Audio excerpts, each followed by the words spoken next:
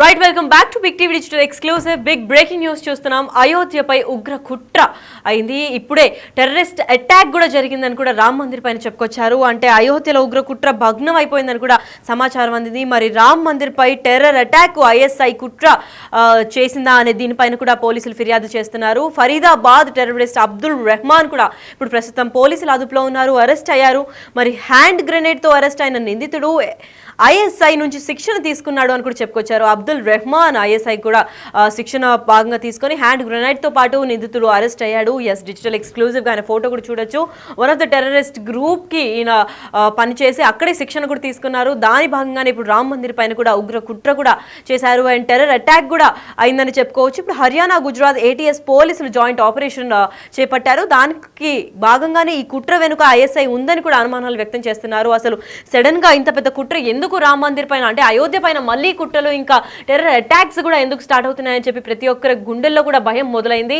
అసలు ఏం జరుగుతోంది, అసలు అయోధ్య పైన సడన్ గా దాడి చేయడానికి పాకిస్తానే కారణమా అని కూడా పలు అనుమానాలు కూడా వ్యక్తం అవుతున్నాయి. అయితే ఈ ఘటన పైన మరింత సమాచారం అందివ్వడానికి మా ప్రతినిధి శివ కూడా లైన్ లో ఉన్నారు. శివ, చెప్పండి, అసలు అయోధ్య పైన టెర్రర్ అటాక్ అనగానే ప్రతి ఒక్కరి గుండెల్లో కూడా భయం మొదలవుతుంది. అసలు దీనికి సంబంధించిన అప్డేట్స్ ఏంటి శివ? లక్ష్మి, అయోధ్య రామ మందిరం సంబంధించి పోలీసులు రామ మందిరంపై టెర్రర్ అటాక్ సంబంధించి ఐసిస్ కుట్ర పని దానిలో భాగంగానే ఫరీదాబాద్ లోని టెర్రరిస్ట్ అబ్దుల్ రెహమాన్ ను పోలీసులు అదుపులో తీసుకుని విచారణ కొనసాగిస్తున్నారు. హ్యాండ్ గ్రెనేడ్ తో నిందితుడిని గుర్తించి అతని వద్ద హ్యాండ్ గ్రెనేడ్ ఉన్నట్లు, దానికి సంబంధించి అయోధ్యలో బాంబు పేలుడుకు ప్లాన్ చేసినట్లు కూడా అధికారులకు ఇటు పోలీసులకు సమాచారం అందిన నేపథ్యంలోనే ముందస్తు సమాచారంతో అతన్ని అదుపులో తీస్తున్నారు. లేని పక్షంలో అక్కడ భారీగా పేలుడు సంభవించే పరిస్థితి ఉండేది, దానివల్ల ప్రాణ నష్టం కూడా జరిగి ఉండేది. కానీ ముందుగా ఈ కుట్రను భగ్నం చేయడం ద్వారా ఎంతో మంది ప్రాణాలు రక్షించినట్లు కూడా పోలీసులు చెప్తున్నారు.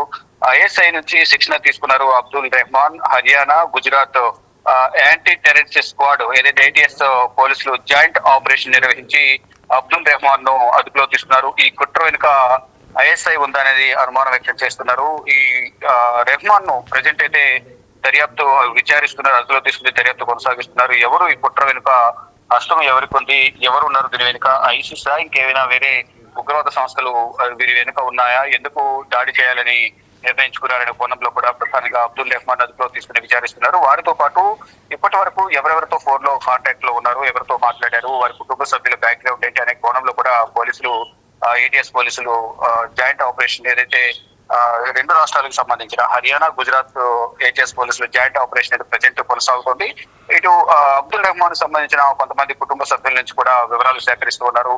అతను స్వస్థలం ఎక్కడ ఉంటారు, అతని ఎడ్యుకేషన్ కానీ, మరోవైపు అతని ఫోన్ కాంటాక్ట్స్ ఎవరెవరితో మాట్లాడారు, గత 2 రోజుల నుంచి కాంటాక్ట్స్ అని కూడా తీసుకున్నారు. అతనితో మాట్లాడిన వారు కానీ, ఇటు అతని మెయిల్స్, అలాగే వాట్సాప్ సంభాషణలు కానీ, వాట్సాప్ లో చాటింగ్ కానీ, ఇవన్నీ కూడా మొత్తం పోలీసులు సోదాలు నిర్వహిస్తూ ఉన్నారు. వారి నివాసాల్లో, బంధువుల నివాసాల్లో కూడా సోదాలు నిర్వహించారు. ఇప్పటికే అతని దగ్గర నుంచి హ్యాండ్ గ్రెనేడ్ ను స్వాధీనం చేసుకున్నారు. దాంతో పాటు ఇంకా ఏమైనా పేలుడు పదార్థాలు వారి ఇంట్లో ఉన్నాయా, వారి బంధువులు కానీ మిత్రులలో ఉన్నాయా అనే కోణంలో కూడా పోలీసులు, ఇరు రాష్ట్రాలకు సంబంధించిన పోలీసులు అయితే ప్రజెంట్ జాయింట్ ఆపరేషన్ లో భాగంగా అందరినీ విచారిస్తున్నారు. మరి ముఖ్యంగా ఫోన్ కాంటాక్ట్స్ ఎంతమంది ఎవరెవరితో మాట్లాడారు, ఈ గ్రెనేడ్ సంబంధించి ఇంకెవరి దగ్గరైనా ఈ మందు సంబంధించిన అంటే పేలుడు పదార్థాలు ఉన్నాయా, ఎవరితో చేయగలిపి ఈ కుట్రకు వ్యూహం పన్నారు అనేది కూడా ప్రధానంగా అతని నుంచి వివరాలు సేకరిస్తున్నారు. ఈ కాంటాక్ట్స్ నుంచి ఎవరితో మాట్లాడారని కూడా డీటెయిల్స్ వచ్చిన తర్వాత పూర్తిగా